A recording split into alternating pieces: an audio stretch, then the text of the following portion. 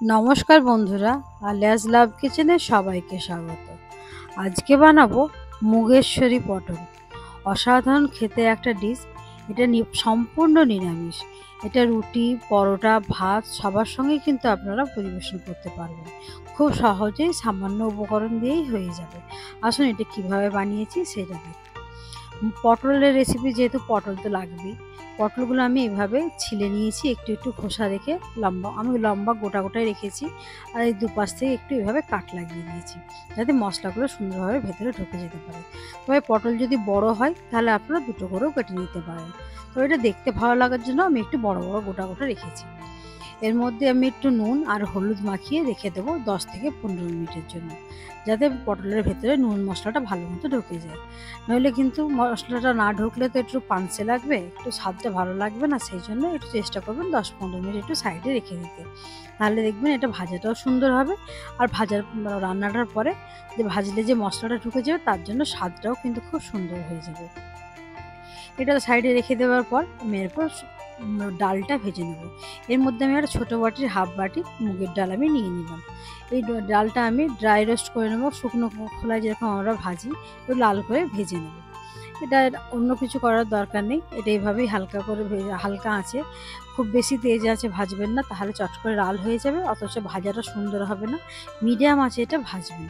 একটু ভেজে নিয়ে রেখে দেবেন, দেখবেন সুন্দর ভাজা হবে। এটা একটু সময় নিয়ে আস্তে আস্তে ভাজলে ডালের ফ্লেভারটা খুব সুন্দর আসে। একটু চেষ্টা করবেন একটু কম আঁচেই এটা ভাজার। এটা আমার ডালটা মোটামুটি ভাজা হয়েই এসছে। এরপর এই ডালটা যখন ভাজা হয়ে যাবে, এটা আমি একটা বাটির মধ্যে ঢেলে নেব। দেখুন সুন্দর একটা কালার এসে গেছে। এর বেশি আমি ভাজবো না, বেশি লাল করলে তখন খেতে ভালো লাগবে না। এটা একটা বাটির মধ্যে ঢেলে আমি জল দিয়ে এটা ভিজিয়ে রেখে দেবো মিনিট 15-20 জন্য, যাতে ডালটা আমার ভালো মতো ফুলে যায়। এরপর একটা কড়াই আমি সর্ষের তেল গরম করতে দিয়ে দিলাম। সর্ষের তেলটা গরম করে দিলাম এই যে কারণে, যে পটলগুলো আমাকে ভেজে নিতে হবে। তেল গরম হয়ে যাওয়ার সঙ্গে সঙ্গে আমি গ্যাসের ফ্লেমটা কম করে দিয়েছিলাম, দিয়ে পটলগুলো আমি ভাজতে দিয়ে দেবো। পটলগুলো দেখুন কি সুন্দরভাবে আমার হলুদের কালারটা ধরে নিয়েছে, তাহলে সেই হিসাবে আমার নুনটাও নিশ্চয়ই এর মধ্যে অ্যাবজর্ব হয়ে গেছে।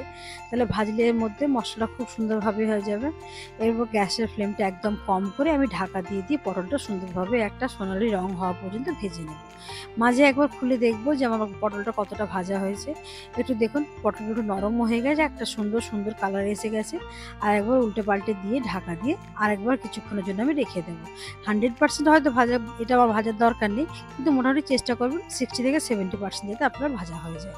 এরপর একটা মশলা বানিয়ে নেবো। ছোটো চামচে হাফ চামচ আমি হলুদ গুঁড়ো, লঙ্কার গুঁড়ো, ধনের গুঁড়ো আর জিরের গুঁড়ো আমি দিয়ে দিলাম।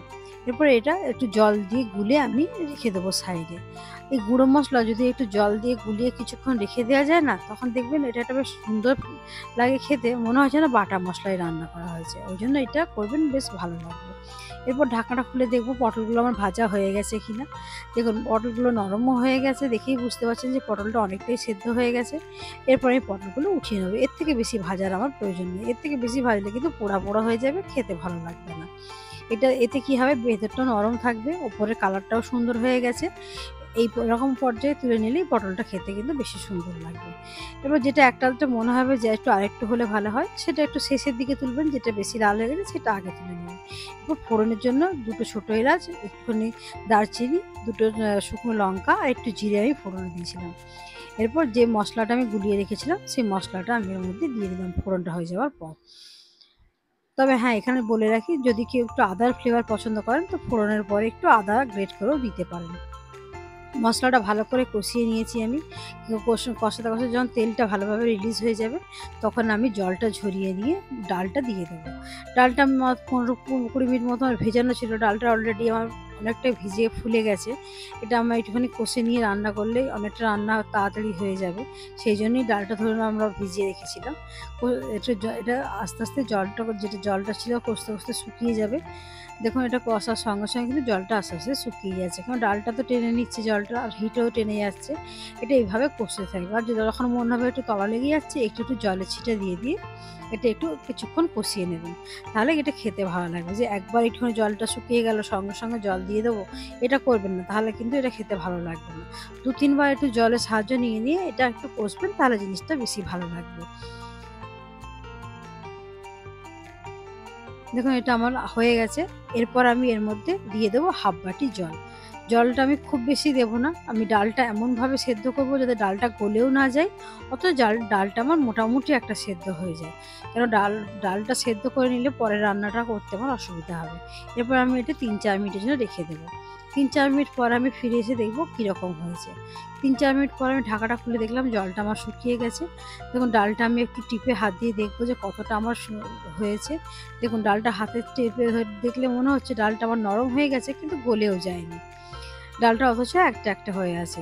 একটু ডালটা আরেকটু কষিয়ে নেব। ডালটা আরেকটু কষিয়ে নেওয়ার পর এর মধ্যে আমি দিয়ে দেবো ভেজে রাখা পটলগুলো। ভেজে রাখা পটলগুলো দিয়ে দেওয়ার পরেও কিছুক্ষণ আমি একটু জল হালকা হালকা করে দিয়ে 2-1 বার একটু ভালো করে কষিয়ে নেব, যাতে মশলাটা পটলের মধ্যে ভালো করে ডালের মশলাটা চলে যায়। বেশিক্ষণ করার দরকার নেই, 1 বার কি 2 বার একটু জলের ছিটে দেবেন, তাহলেই কিন্তু সেইটুকু টাইম হলেই হবে। কেন পটলটা তো অলরেডি আমার ভাজা পটল, খুব বেশিক্ষণ করার দরকার নেই। ডালটাও আমার একটুখানি সেদ্ধ করা, খুব বেশিক্ষণ করার দরকার নেই। একটু মোটামুটি 2 বার কি 3 বার একটু জলের ছিটে দিয়ে একটু কষিয়ে নেবেন, তাহলেই হয়ে যাবে। এবার মোটামুটি আমার এটা কষানো হয়ে গেছে। এরপর আমি এর মধ্যে দিয়ে দেবো একটা ছোট বাটির 1 বাটি দুধ। এই রান্নাটাতে দুধের ব্যবহার অবশ্যই করবেন। এই দুধের ব্যবহারটার জন্যেই কিন্তু এই তরকারিটা একটু অন্যরকম হয়। জল দিলে কিন্তু স্বাদটা অতটা সুন্দর হয় না। তবে কারোর বাড়িতে যদি দুধের ফ্লেভারটা পছন্দ না করে, যদি কেউ কোনো বাড়িতে খাওয়া না হয়, তখন জলের ব্যবহার আপনারা করতে পারেন। তবে হ্যাঁ, ১ম এ বলে রাখি দুধের ব্যবহারে কিন্তু এই রান্নাটা অন্যরকম হয়ে যায়। এরপর এর মধ্যে দিয়ে দেবো একটা ছোটো চামচের সামান্য পরিমাণ গরম মশলার গুঁড়ো আর 1 চামচ ঘি। যেহেতু নিরামিষ রান্না, একটু ঘি গরম মশলা দিলে খেতে ভালো লাগে, তার স্বাদটাই একদম বাড়িয়ে তোলে, সেটা আমরা সবাই জানি। সেজন্য এখানে একটু ঘিয়ের ব্যবহারও করলাম, আর একটু গরম মশলাগুলোর ব্যবহারও করলাম।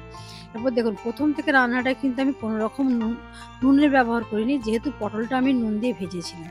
তারপর আমি এখন দেখে নিলাম কতটা আমার নুন লাগবে, সেই হিসাবে আমি নুনটা আমার স্বাদ মতো দিলাম, আর 1 চামচ আমি দিয়ে দিলাম চিনি। আমি এখানে 1 চামচ চিনি দিলাম। যদি কারোর বাড়িতে বেশি মিষ্টি খাওয়া হয়, তাহলে সেখানে একটু বেশি মিষ্টি দেবেন। আর যদি মিষ্টি খেতে পছন্দ না করেন, সেভাবে আপনারা দেবেন না। কেন এটা নিরামিষ রান্না, এটা একটু মিষ্টি হলেই ভালো লাগবে। এরপর এটা ঢাকা দিয়ে আমি আরও কিছুক্ষণ গ্যাসটা সিম করে রান্না করতে দিয়ে রাখবো, যেটা বাকি রান্নাটা হয়ে যাওয়ার জন্য। আমি এখানে 3-4 মিনিট পরে ঢাকাটা খুলে দেখবো যে কতটা হয়েছে।